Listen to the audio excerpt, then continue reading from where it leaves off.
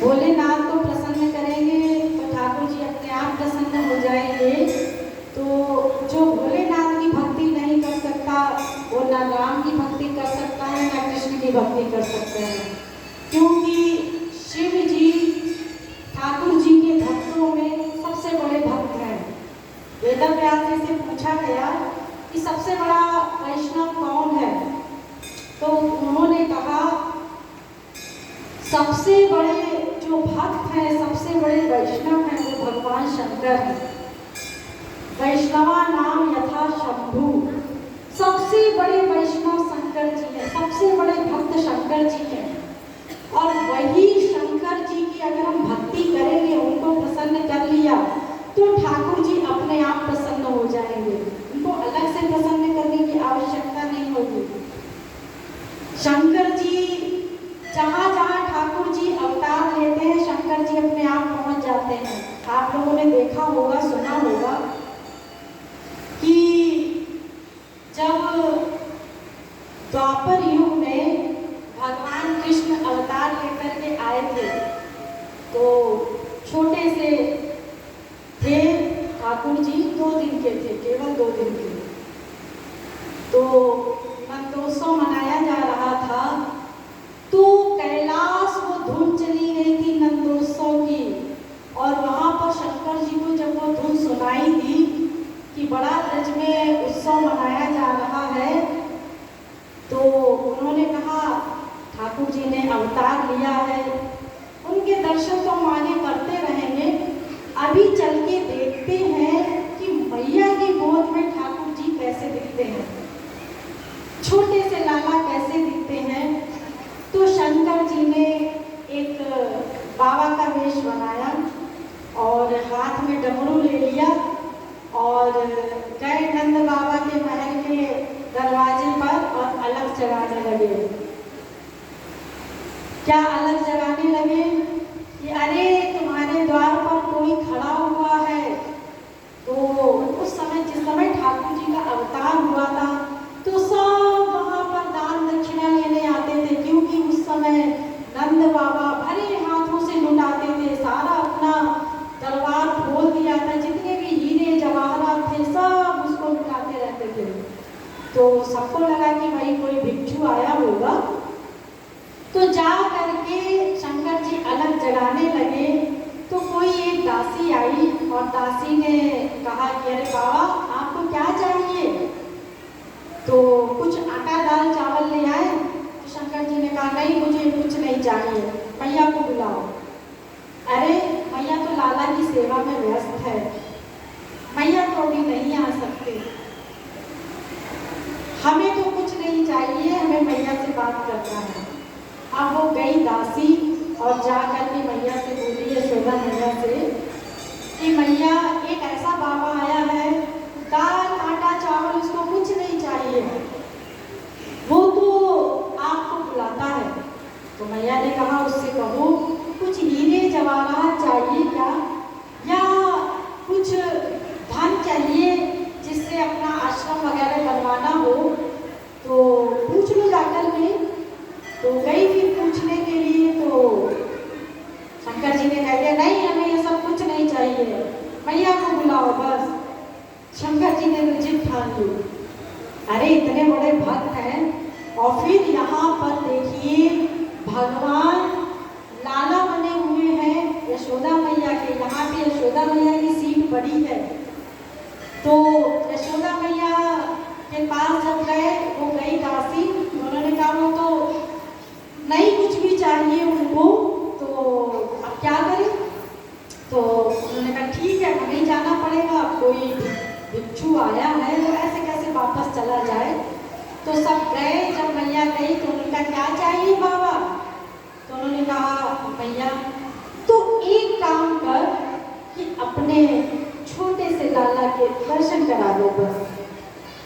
मैया ने कहा छोटे से लाला के दर्शन, अरे अभी तो वो छोटा सा है और तुम्हारा वेश देखो कितना भयानक, गले में सर्प लपेटे हुए, बुंड की माला पहने हुए, मुझे ही देखकर डर लग रहा है। और मेरा 2 दिन का लाला जब तुम्हें देखेगा तो डर जाएगा।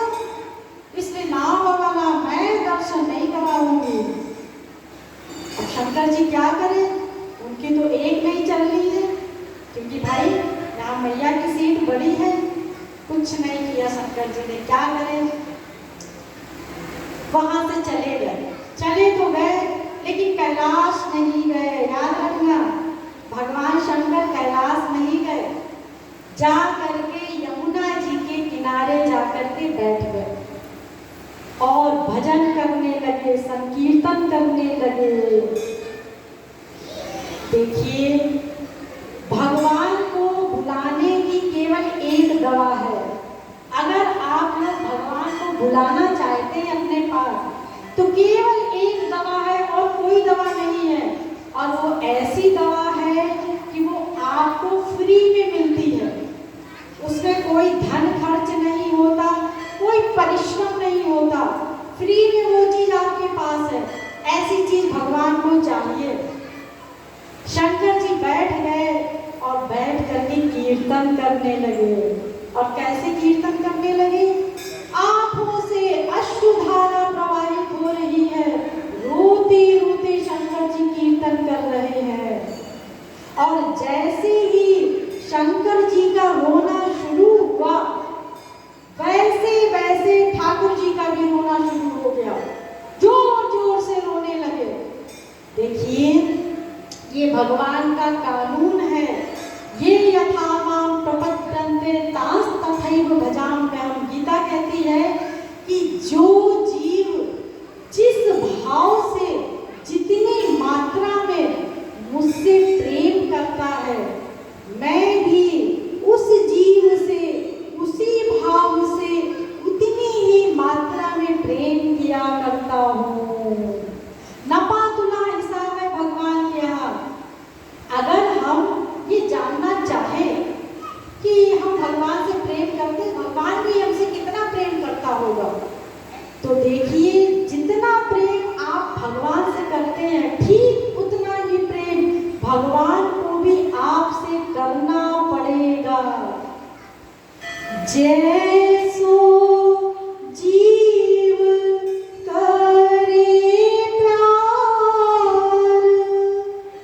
जैसो जीव करे प्यार, तैसो करे प्यार यार। मन तेरो साचो यार, ब्रजराज कुमार।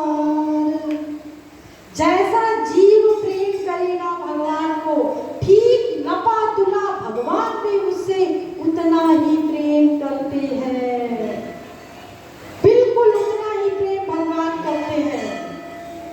तो आप लोग जैसे मंदिर वगैरह जाते हैं और जा करके जल चढ़ा दिया, बेलपत्र चढ़ा दिया और आप तमाम चीजें फूल वूल चढ़ाते रहते हैं, तो आप कितनी श्रद्धा से चढ़ा रहे हैं, आप क्या सोच करके मंदिर गए हैं। अगर आप ये सोच करके गए हैं कि हमने भगवान को जल चढ़ा दिया और भगवान हमें धन दे देगा, नौकरी दे देगा, हमें ऐश्वर्य प्रदान कर देगा, तो भगवान कहते हैं तू मेरे पास आकर के और जल से और ये अगरबत्ती और फूल चढ़ा करके संसार मांगने आया है, तो ठीक है, तू संसार मांगता रहे, मैं भी शांत बैठा हुआ हूँ। अरे भगवान ये संसार नहीं देता। अरे भगवान से भगवान मांग लो तो कुछ मांगने की जरूरत ही ना पड़े, क्योंकि जिसको भगवान मिल गए उसको तो संसार पूरा अपना है। तो लेकिन हम लोग कामना लेकर के जाते हैं, अपने सुख की कामना, भगवान से प्रेम करने नहीं जाते।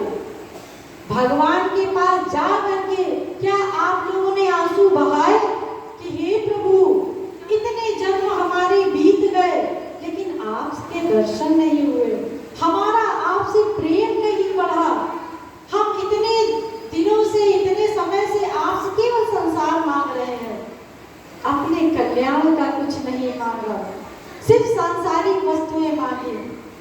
तो ठीक है, जब सांसारिक वस्तुएं मांगेगी तो भगवान के पास तो दिव्य सामान है, तो जो सामान जिसके पास है वही तो मिलेगा। संसार के पास जाओगे तो संसार का सामान मिलेगा, भगवान के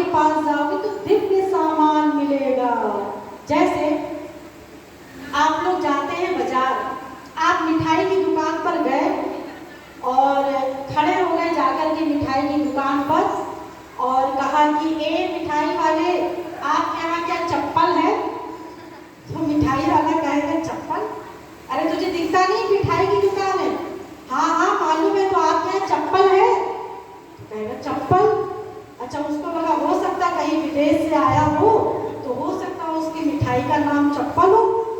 तो उसने कहा कैसी होती है, कैसी होती है मिठाई, तो चप्पल ही कहा कि ऐसी होती है। तो उसने कहा कि अरे पागल, फिर मिठाई की दुकान है, चप्पल की दुकान पे जा चप्पल लेने के लिए, मिठाई की दुकान पर चप्पल लेने आया है। ऐसे ही हम भगवान के पास जाते हैं और संसार मांगने के लिए जाते हैं। अरे भाई, जिस चीज की दुकान है वो सामान लेने जाओ तो ठीक है, अब मिठाई की दुकान पर चप्पल लेने जाएंगे तो चप्पल तो नहीं मिलेगी, चप्पल की दुकान पर चप्पल मिलेगी। तो ऐसे ही हम भगवान के पास जाते हैं सांसारिक वस्तुएं मांगने के लिए, तो भगवान के पास सांसारिक वस्तुएं नहीं है, उसके पास तो सब दिव्य दिव्य वस्तुएं हैं और हम उनके बच्चे हैं। जब उन्हें हमें जो जरूरत होगा वो खुद ही दे देंगे। अब देखिए, एक छोटा सा बच्चा होता है, नवजात शिशु जिसने अभी जन्म लिया है, तो उस बच्चे को भूख लगी है तो वो क्या करता है, क्या करता है वो बच्चा, रो देता है। प्यास लगी है, रो देता है, क्योंकि उसको बोलना नहीं आता। अब माँ समझे उस बच्चे को क्या चाहिए, लेकिन ये संसारिक माँ है, इससे गलती हो भी सकती है। हो सकता है बच्चे को भूख ना लगी हो और माता उसको दूध पिला दे तो बच्चे का तो तबीयत खराब हो जाएगा, लेकिन वो जो भगवान रूपी हमारी माँ है वो तो जानती है कि हम बच्चों को क्या चाहिए, तो उसे मांगने की जरूरत क्या है, हम बस उसके सामने रो दें, जो हमारे लिए उचित होगा वो माँ दे देगी, हमें मांगने की आवश्यकता नहीं। और अगर हम मांगते भी हैं भक्ति करके तो हम क्या मांगेंगे, ये संसार नश्वर, इस संसार को ही मांगेंगे, क्योंकि इसके अलावा हमने कुछ देखा ही नहीं है, हम जानते ही नहीं है। तो भगवान पे छोड़ दो, तो जब हम भगवान पे छोड़ देंगे तब वो हमें दिव्य चीज देगा। केवल उसके सामने आंसू बहाओ, निष्काम आंसू, कुछ मांगो मत। मांगते मांगते भिखारी बनते बनते अनंत जन्म हमारे बीत गए, लेकिन हमारा ये भिखारी बना समाप्त नहीं हुआ, अभी भी हम भिखारी बने हुए हैं अनादिकाल से। अब हमें देना है, देना है, देना देना सीखिए। अगर आप वास्तव में भगवान से प्रेम करते हैं तो केवल देना देना सीखिए। देना देना का मतलब होता है अपने सुख की इतनी सी भी मत सोचना।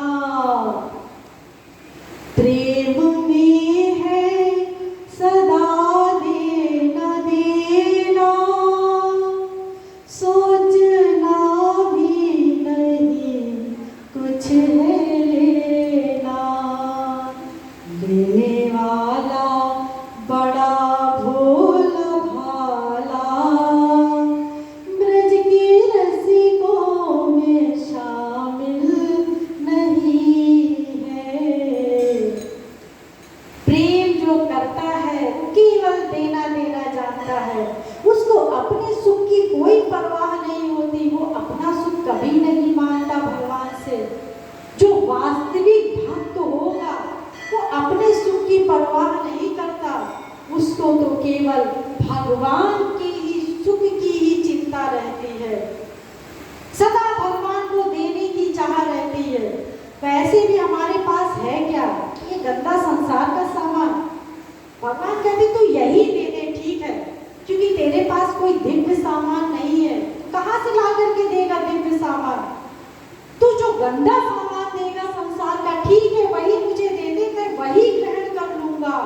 पत्रम पुष्पम फलम तोयम यो मे भक्त्या प्रयच्छति तदहम भक्ति परितमश्नामि प्रेतात्मनः। पत्ता दे दो, फूल दे दो, फल दे दो, जल दे दो भाई, उसको खरीदने की आवश्यकता नहीं। नदी में जाओ, मटका भर कर के ले आओ, भगवान को दे दो। लेकिन एक बात का हमेशा ध्यान रखना, हमें प्रेम से देना है। ऐसा नहीं हम भगवान को जल अर्पित कर रहे हैं, संसार का चिंतन कर रहे हैं।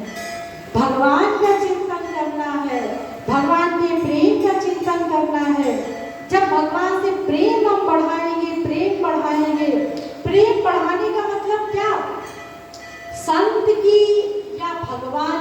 सेवा करना, यही सब, इसी से ही हमारा भगवान से प्रेम बढ़ेगा, केवल सेवा करने से। और हम कैसे प्रेम बढ़ाएंगे? जितना मात्रा में हम संत की, इस भगवान की सेवा करते जाएंगे, हमारा प्रेम बढ़ता जाएगा स्वाभाविक भगवान से। बस सेवा करना है, सेवा करना है। सेवा का अर्थ केवल यही है, भज इत्ते समय धातु सेवायाम परिकीर्तितः।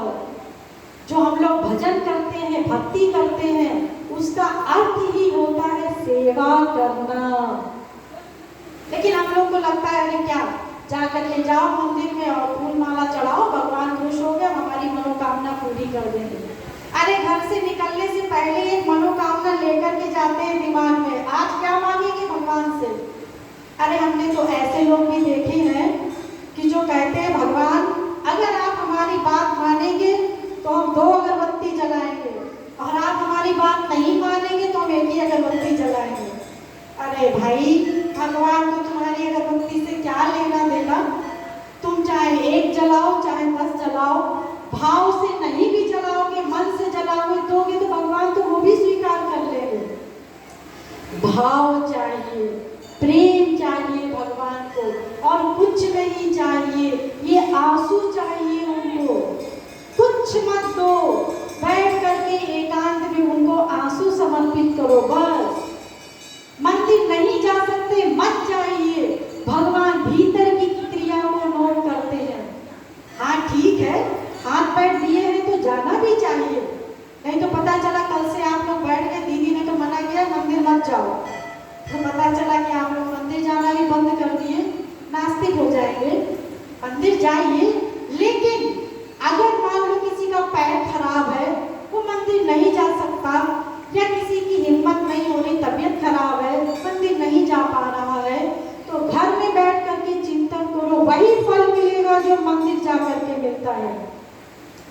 तो भाव, प्रेम, प्रेम बढ़ाइए प्रभु से। जब प्रेम बढ़ाएंगे तब हमारा उद्देश्य हल होगा। भगवान की भक्ति करेंगे, प्रेम करेंगे, आंसू बहाएंगे, तब भगवान बीजेंगे, ऐसे नहीं बीजते प्रभु। तो शंकर जी ने निष्काम आंसू बहाना शुरू किया, रोना शुरू कर दिया, और भगवान का हृदय इतना कोमल है, इतना कोमल है कि जब हम उनके सामने आंसू बहाते हैं तो भगवान का हृदय बहुत जल्दी पिघल जाता है। इधर शंकर जी का रोना शुरू हुआ, जैसे जैसे रोना बढ़ता गया वैसे वैसे उधर ठाकुर जी का रोना बढ़ता गया। अब सारे ब्रजवासी ठाकुर जी को छुपाने में लगे पड़े हैं, कैसे भी चुप हो जाए, लेकिन ठाकुर जी का रोना बंद ही नहीं हो रहा है, रोते जा रहे हैं, रोते जा रहे हैं। तो एक कोई बूढ़ी गोपी थी, उसने कहा कि भैया अभी एक बाबा आया था और तूने उसको लाला के दर्शन नहीं कराए। ऐसा तो नहीं कि वो बाबा जादू टोना कर गया हो, अब जोई बांधे सोई छोड़े, जिसने बांधा है वही छोड़ सकता है। तो भाई बाबा को ढूंढा जाए। अब बाबा का परिवेश ही ऐसा था, सब जानते थे, अलग परिवेश के थे, तो सबसे पूछते हुए जा रहे थे ब्रजवासी, तो सबने बता दिया कि अरे वो तो जमुना के किनारे बैठा हो रहा है। सब जाकर के वहाँ खड़े हो गए, जाकर के अरे बाबा जी चलिए चलिए, आपको मैया ने बुलाया है। तो शंकर जी की अब बारी आई, शंकर जी ने कहा कि अब हमारी बारी, थोड़ा सा तो ऐंठना जरूरी है। अब शंकर जी बैठ गए, कहते मैं गृहस्थियों के घर में नहीं जाता। अरे बाबा लाला तुम्हें बुला रहा है, चलो भाई आपको लाला बुला रहा है। अब थोड़ा बहुत शंकर जी ने मनौती बनवाई, और शंकर जी को तो जाना ही था, क्योंकि वापस कैलाश तो नहीं जाएंगे। जब दृढ़ निश्चय कर करके आए हैं कि आज हमें लाला के दर्शन करना है, हमें भी ऐसा दृढ़ निश्चय करना है, आज हमें भगवान को प्रसन्न करना ही है। तो ऐसा नहीं है कि भगवान माने ना, ये संसार वाले जो हैं उनका हृदय नहीं पिघलेगा, लेकिन भगवान का हृदय जल्दी पिघलता है। संसार वाले तो स्वार्थी होते हैं, लेकिन भगवान को तो हमसे कुछ चाहिए ही नहीं, निस्वार्थ प्रेम करते हैं प्रभु और जाकर के पहुँचे, सबको शंकर जी को अंदर बुलाया, बिठाया और लाला को लेकर के आए। जैसे ही शंकर जी ने लाला को देखा और लाला ने शंकर जी को देखा, जो भी नजर लगी हुई थी, जो भी टोटका किया हुआ था, सब उतर गया। ठाकुर जी मुस्कुराने लगे, शंकर जी भी मुस्कुराने लगे। तो देखिए, ऐसे भगवान प्रेम के अंदर में है। जैसा हम प्यार करेंगे, ठीक लपा-तुला भगवान भी हमसे प्रेम करते हैं। और देखिए, भगवान ने तो इतनी बड़ी कृपा की है हमारे ऊपर कि प्रेम के लिए कोई नियम बंधन नहीं रखा। ना देश नियमस्तस्मिन् ना काल नियमस्तथा, कोई बंधन नहीं है। सुबह 4 बजे, अरे नहीं बाबा नहीं, कोई 4 बजे उठने की जरूरत नहीं। हाँ, उठ सकते हो तो उठ जाओ, अच्छी बात है, ब्रह्म मुहूर्त का समय है, उठना ही चाहिए सबको। लेकिन चलो तबीयत खराब है, नहीं उठ सकते, मत उठो। अरे नहाया नहीं, अरे मत नहाओ, जिंदगी भर मत नहाओ। भगवान से प्रेम करने के लिए नहाने की जरूरत नहीं होती है। अरे आप लोग अपने बच्चों से प्रेम करते हैं तो क्या आप लोग पहले सुबह उठते हैं कि पहले नहा धो लें, उसके बाद हम अपने बच्चे से प्रेम करें? ऐसा तो नहीं करते। निरंतर मन में प्रेम बना रहता है।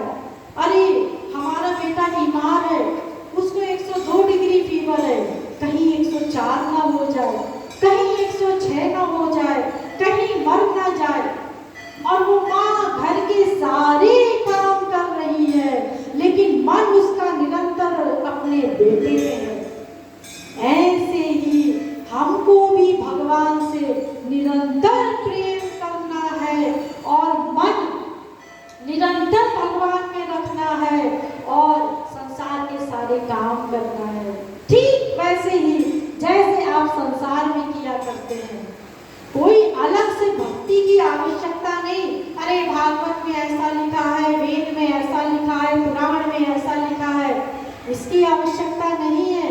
तस्मात् केनापि पायेन मनः कृष्ण निवेशयेत्। जिस प्रकार से जैसा आपका मन हो वैसी भक्ति कीजिए, जैसा हमारा मन हो वैसी भक्ति बना लीजिए। तो ऐसा कोई जरूरी नहीं शास्त्रों में क्या लिखा है, हमें तो ऐसे ही मन कर रहा है, जैसे मन कर रहा है। देखिए, एक सच्ची घटना मैं आप लोगों को बता रही हूँ। एक जंगल में एक संत रहते थे और वो क्या करते थे कि एक टूटा शीशा वो लिए रहते थे और एक टूटी कंघी कहीं मिल गई होगी, पड़ी होगी, तो शीशे को देखते थे और कंघी किया करते थे और अपने आप को बस निहारते रहते थे। तो किसी भक्त ने उनसे जाकर के पूछा और फिर उसके बाद हाँ कृष्ण कह के बेहोश होकर गिर जाते थे। और जब वो होश में आए तो एक भक्त ने उनके पास जाकर के पूछा कि अभी आप ये क्या कर रहे थे, टूटा कंघा टूटा शीशा लेकर के? तो कहा उन्होंने कि बेटा, मैं अपने बालों को संवारता रहता हूँ और शीशे में देख करके प्रसन्न होता हूँ कि कहीं मैं बुरा तो नहीं लग रहा हूँ। जब मैं निरंतर अच्छा लगता रहूँगा तभी तो मेरे प्रभु आएंगे और मैं ऐसे बिखरे बाल रखूँगा तो ऐसा ना हो हमारे प्रियतम मुझे देख करके वापस चले जाएंगे। सोचिए, ये ऐसी भक्ति है। कौन से वेद शास्त्र में ये भक्ति लिखी हुई है कि टूटा शीशा टूटा कंघा लेकर के और अपने आप को जंगल में यही करते रहो? कोई व्यक्ति चाहे वो यही कहेगा ये भक्ति करने आया है कि श्रृंगार करने आया है? तो भक्ति में कोई नियम बंधन नहीं है, प्रेम करने में कोई नियम बंधन नहीं है। जैसा हम भगवान से प्रेम करेंगे भगवान उसको स्वीकार करेंगे, लेकिन मन का समर्पण होना चाहिए, मन का प्रेम होना चाहिए। अगर हम नाटक करेंगे तो भगवान भी नाटक कर देंगे। अगर आप किसी संत के पास जाएंगे, अपने चमड़े के सिर को पटक देंगे बिना किसी भावना के, वो भी अपने चमड़े का हाथ आपके सिर पे रख देगा बिना भावना के। ऐसा नहीं कि उसने हाथ रख दिया तो आशीर्वाद मिल गया, आशीर्वाद तो बिना हाथ रखे भी दे सकते। तो इसलिए आपको अगर वास्तव में हृदय से भगवान का प्रेम चाहिए तो आपको हृदय से भगवान की भक्ति करनी होगी, उससे प्रेम करना होगा। यही शंकर जी जब रास हुआ था तो यही शंकर जी गए थे रास में प्रवेश करने के लिए। देखिए, मैं आपको बता रही हूँ कि कितने बड़े भक्त हैं भगवान शंकर। जब रास होने वाला था तो शंकर जी चले गए और जैसे ही अंदर प्रवेश करने लगे, गोपियों ने उनको दरवाजे पे ही रोक दिया। अरे भाई, तुम कौन हो, क्यों घुसे चले जा रहे हो भीतर? तो उन्होंने कहा मैं तो शंकर हूँ। अरे शंकर? कौन सा शंकर? कहाँ का शंकर? तो उन्होंने कहा शंकर, अरे अनंत ब्रह्मांड है और अनंत ब्रह्मांड के अनंत ब्रह्मा, अनंत विष्णु, अनंत शंकर है। तुम कौन से ब्रह्मांड के शंकर हो? देखिए, अनंत ब्रह्मांड होते हैं, संख्या चेत रस्तामस्ति ना विश्वानाम कदाचन।